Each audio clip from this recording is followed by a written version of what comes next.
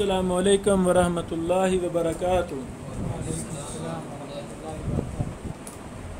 उलूम हदीस का वो मसला जिस पर मुहद्दिसीन ने अपनी ज़िंदगियां लगा दी, मैं वो बयान करना चाहता हूँ। वो क्या है? तुरक, सनदें, सनदों को जमा करना, तुरक को जमा करना। उलूम हदीस का, इल्म जरह व तादील का, इल्म इलल का बड़ा बुनियादी मसला है सनदों को जमा करना। आप उलूम हदीस सारा पढ़ जाएं, सारी किताबें अज़बर कर जाएं, इलल की किताबें पढ़ जाएं, जरह व तादील की पढ़ जाएं, जब तक अमली प्रैक्टिस सनदों को जमा करने की नहीं करेंगे, उलूम हदीस आपके काम नहीं आएगा।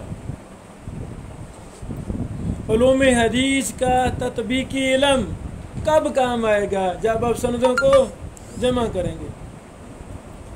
कराची जाने के 100 रास्ते आपने मालूम कर लिए, कवायद मालूम कर लिए, डेवो का अड्डा कहाँ है, फलां का अड्डा कहाँ है, जहाज का क्या तरीका जाने का, लेकिन गया नहीं है, अमल नहीं किया तो क्या फ़ायदा?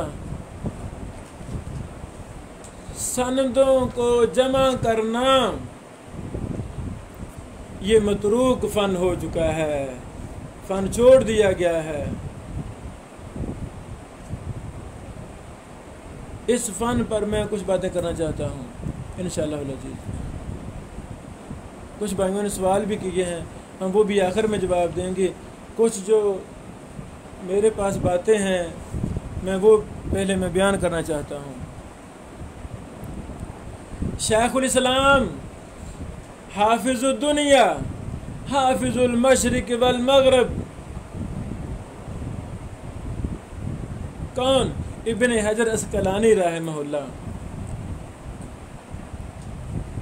इमाम सखावी रहमहुल्लाह ने अपने उस्ताद शेखुल इस्लाम इब्न हजर अस्क़लानी रहमहुल्लाह के हालात पर 3 जिल्दों में किताब लिखी, अल जवाहिर व दुरर, अल जवाहिर व दुरर फी तर्जमती शेखुल इस्लाम इब्न हजर, माशाअल्लाह। और इमाम सखावी शमसुद्दीन मोहम्मद बिन अब्दुर्रहमान अस्सखावी जो 903 हिजरी को फौत हुए, 3 नहीं 2, 902 हिजरी को फौत हुए रहमहुल्लाह रहमतन वासिया।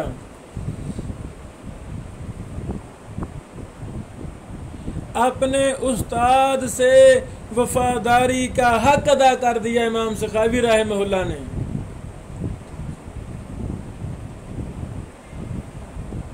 जो काम अपने असातिज़ा, अपने लीडरों को याद नहीं रखती, अल्लाह रब्बुल आलमीन उनकी ज़िंदगी में बरकत नहीं डालते।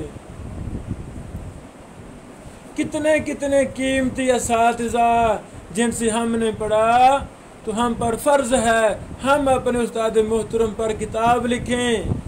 चलो किताब नहीं तो पंफलेट लिखें, रिसाला लिखें, हालात लिख जाएं, ताकि कल को आने वाली नस्ल को पता चले कि रियाजुर रहमान साहब पर मेहनत करने वाले फलां फलां असातिज़ा थे। बहरहाल इमाम सखावी रहमहुल्लाह ने अल जवाहिर व दुरर सफ़ा नंबर 663, सफ़ा नंबर 663,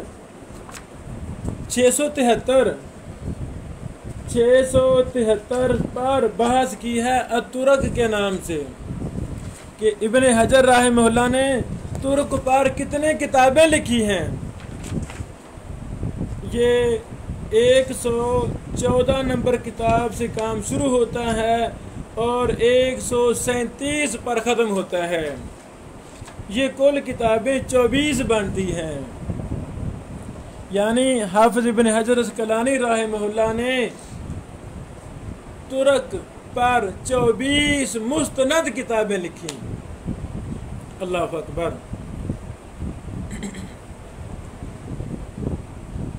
आप इसी से अंदाजा लगा लें, किसी हदीस पर मालहू व मालई सनद पर और मतन पर बहस करने के लिए ये फर्ज है कि आप उसके तुर्क को जमा करें। सवाल है कितने तुर्क? कुतुब सित्ता काफ़ी है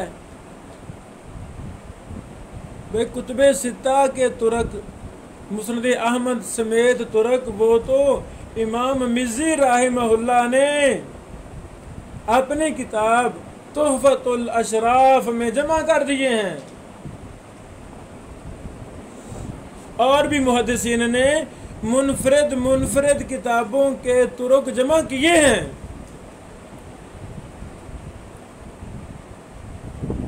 जो मैं कह रहा हूँ, किसी भी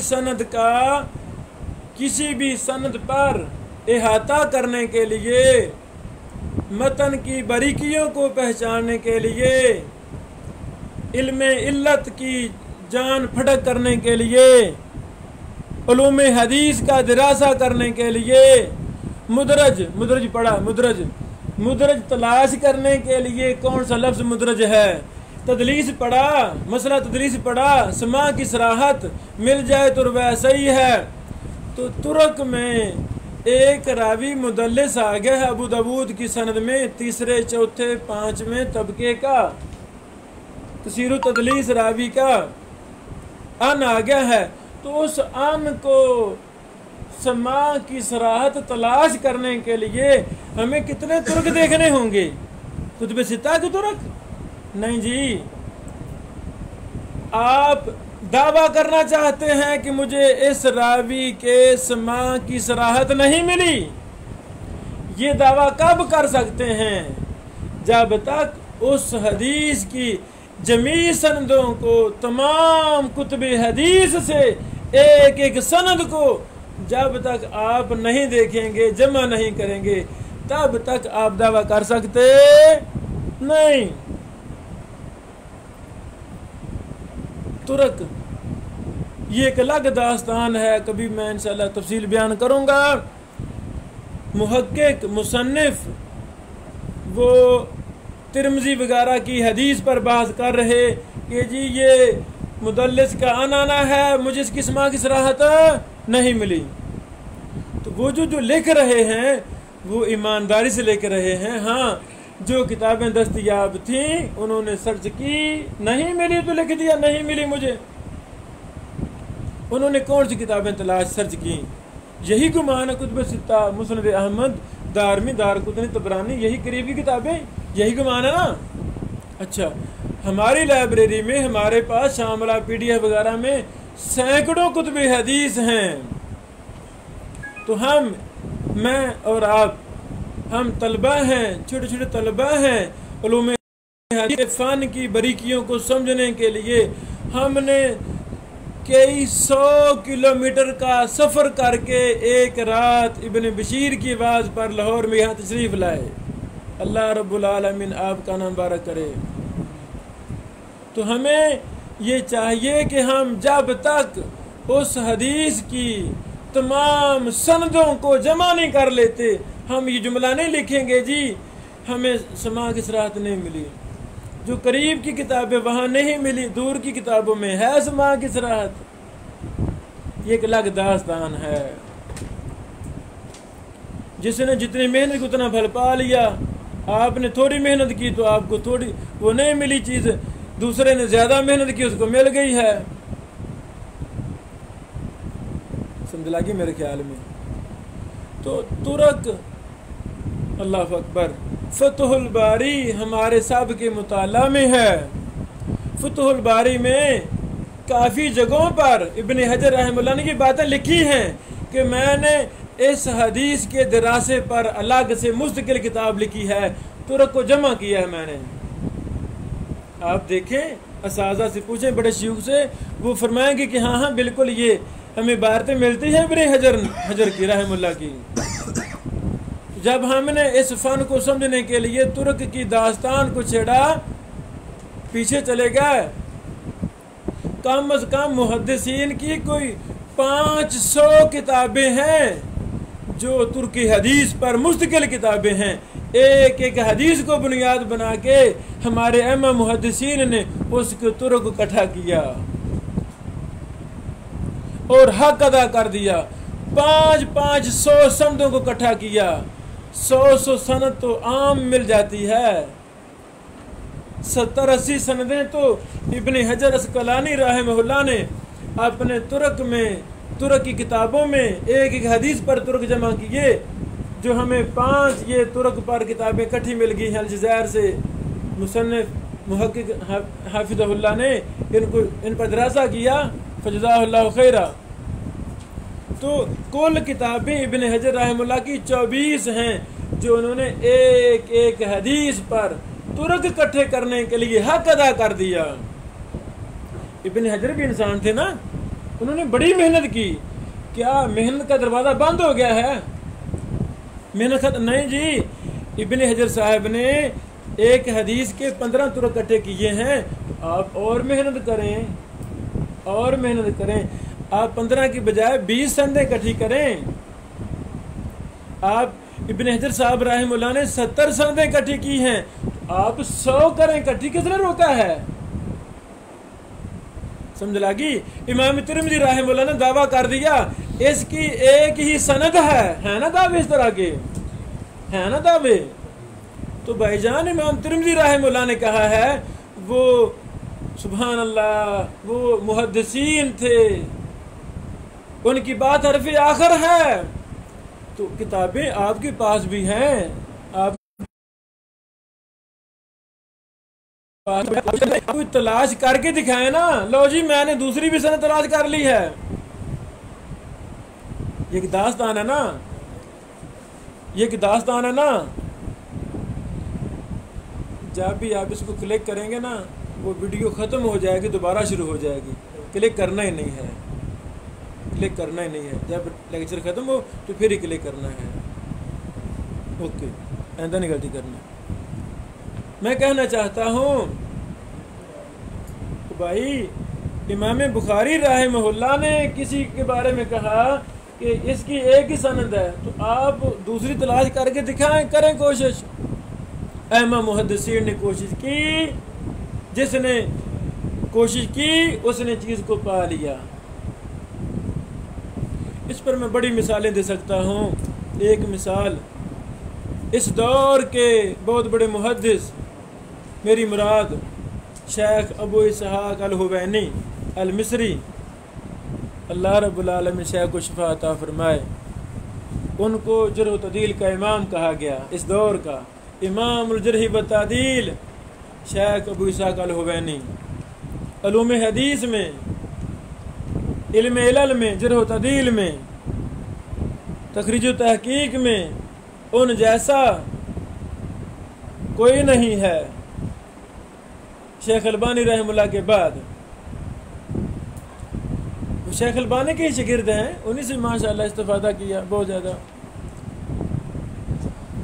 ہمارے استاد محترم حافظ محمد شریف حافظ اللہ فیصل آباد والے، اس دور کے عظیم اصولی انسان اور محدث، انہوں نے اپنے وائس میسج میں یہ کہا، امام الجرح و تعدیل اس دور کے محدث شیخ ابو اسحاق الحوینی، اللہ اکبر، حافظ اللہ۔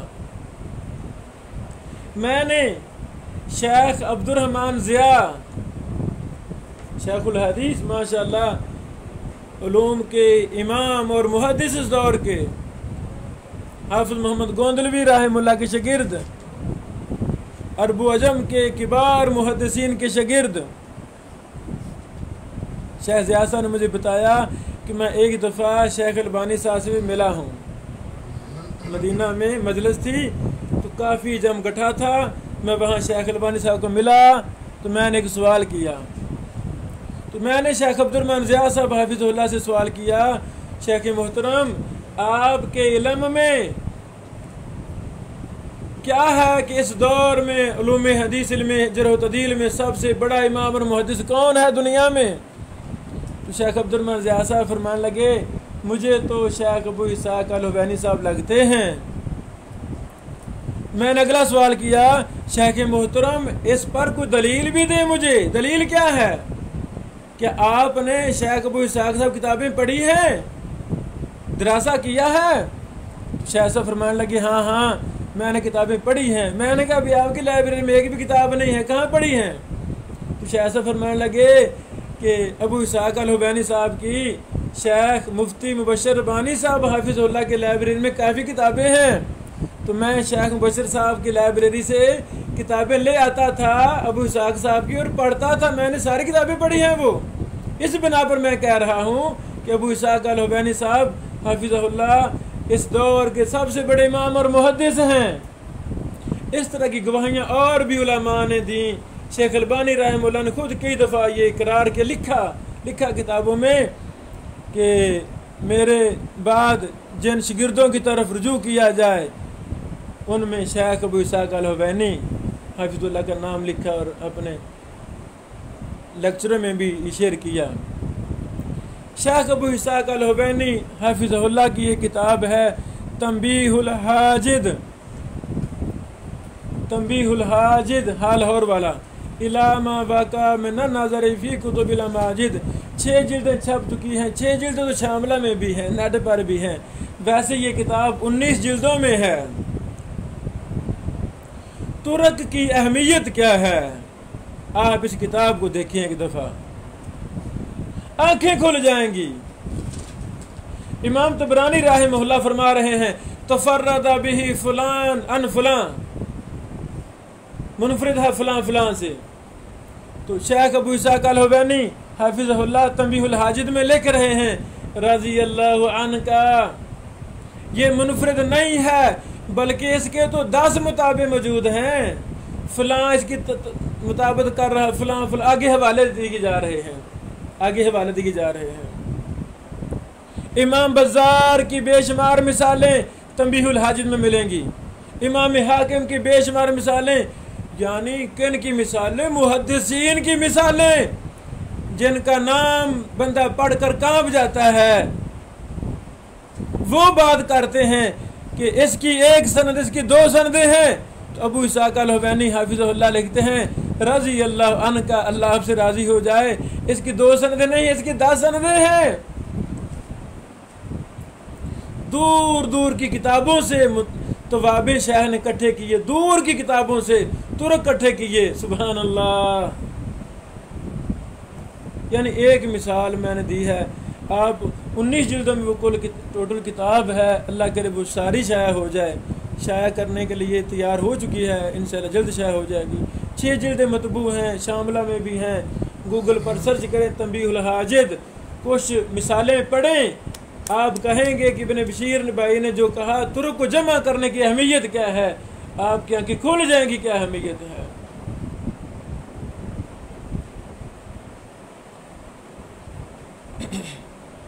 اب وقت نہیں ہے، میں وہ ابن حجر اسقلانی رحمہ اللہ نے جو 24 کتب لکھی ترک پر، میں ایک ایک کر کے ان کے نام میں بیان کروں، وقت نہیں ہے۔ الجواہر والدرر صفحہ نمبر 673 سے یہ بات شروع ہو رہی ہے، کچھ میں نام پڑھ دیتا ہوں۔ ترک حدیث المسح علی الخفین، موضوع پر مسح کرنے کی مشہور حدیث ہے، صحیح حدیث ہے، اس کے ترک ابن حجر صاحب نے اکٹھے کیے اور کمال کر دیا۔ ترک حدیث من بنا للہ مسجدن، ایک حدیث کے ترک اکٹھے کیے۔ پھر آگے ترک حدیث صلاۃ تسبیح، سبحان اللہ، اس پر دراسہ کیا۔ ترک حدیث الافک، ترک حدیث من صلی علی جنازہ فلہ قرات،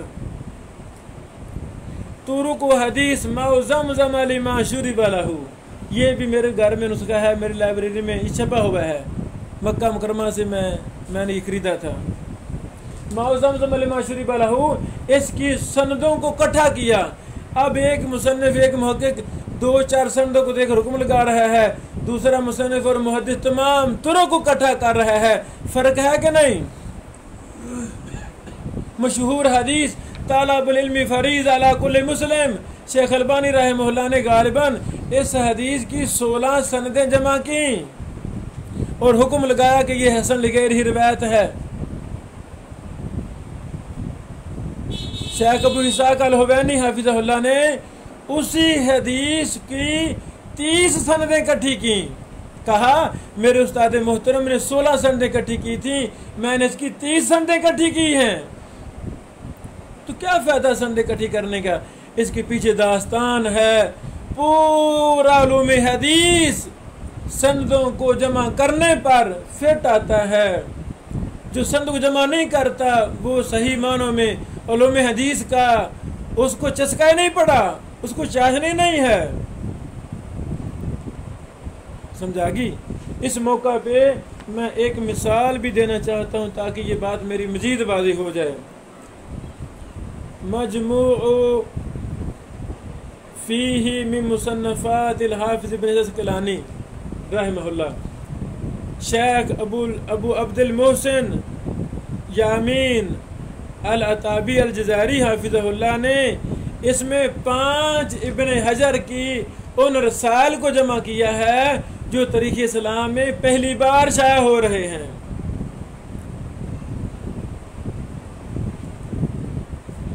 سبحان اللہ۔ پہلا جو رسالہ ہے نزہۃ الناظر والسامع فی طرق حدیث سائم المجامع، وہ مشہور حدیث ہے بخاری مسلم والی، حالت روزہ میں بیوی سے صحبت کر بیٹھے میں کیا کروں غریب وغیرہ وغیرہ، مشہور حدیث ہے نا۔ اس کے طرق کو جمع کیا شیخ الاسلام حافظ ابن حجر العسقلانی رحمہ اللہ نے۔ اللہ اکبر۔ حافظ ابن حجر العسقلانی رحمہ اللہ نے اس کتاب جو ہمارے سامنے نسخہ ہے صفحہ نمبر 63 سے لے کر 146 صفحہ تک اس پر بحث کی اور 190 سندوں کو جمع کیا۔ کتنی کو؟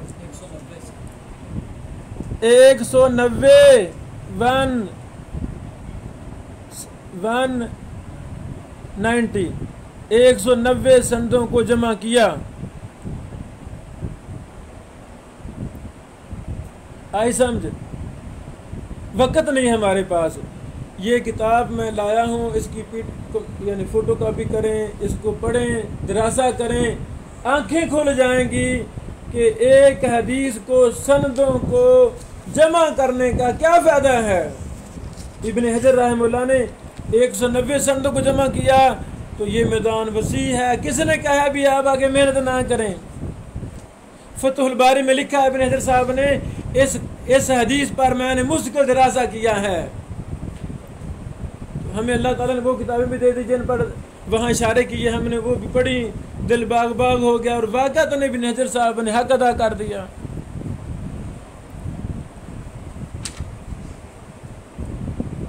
اچھا بات سنیں، جب ہمیں سندوں کو جمع کرنے کا طریقہ آ جائے گا، منہج آ جائے گا جو ہم اب اگلے لیکچر میں بیان کر رہے ہیں، تو وہاں پر متون کا فرق بھی آپ کو پتہ چلے گا۔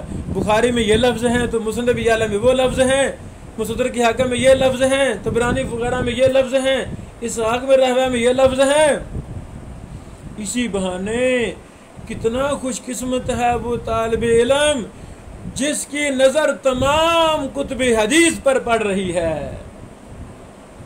ہمارے طلبہ فارغ ہو جاتے ہیں، کتب ستہ سے باہر نکلتے نہیں جی، اب تو اساتذہ نے ہمیں چابی دی ہے، مفتاح دی ہے، علم تو آگے ہے، ابھی شروع ہوا ہے۔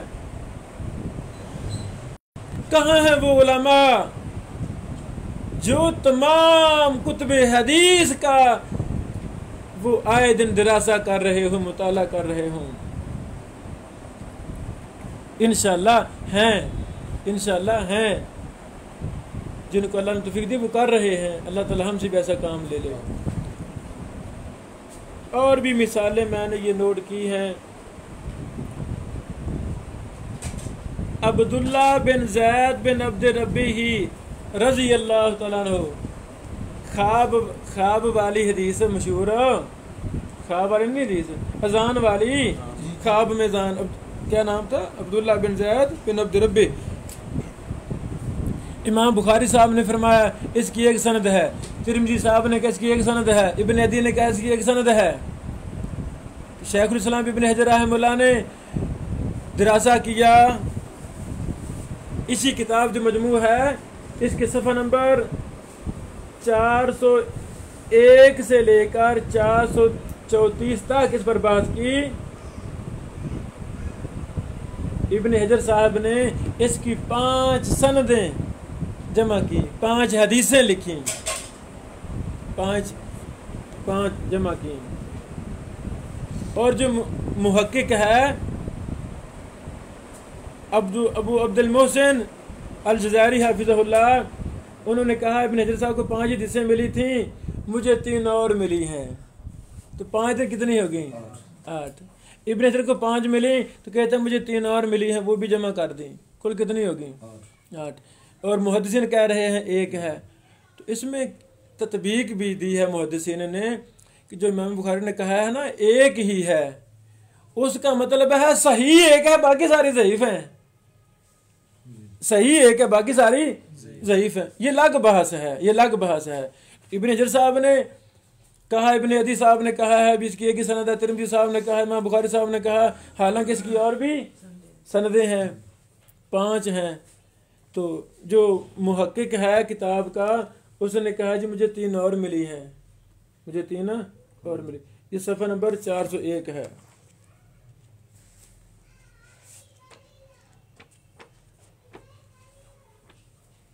یہ میں نے مثال کیوں دی؟